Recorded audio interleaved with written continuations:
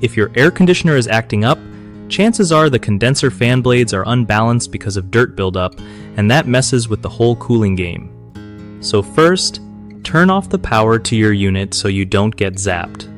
Next, grab a screwdriver and pop off the fan cage or cover to get a good look at those blades.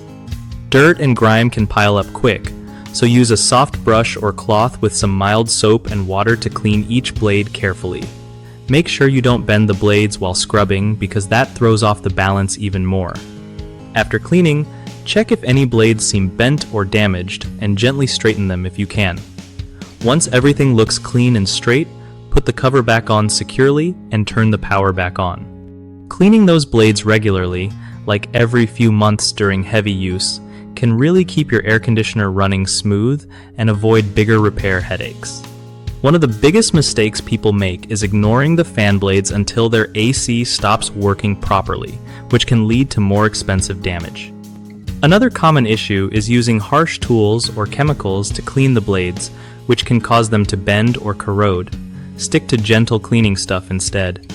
Lastly, not checking the blade balance after cleaning is a big no-no, because even a slight wobble can wear out the motor faster.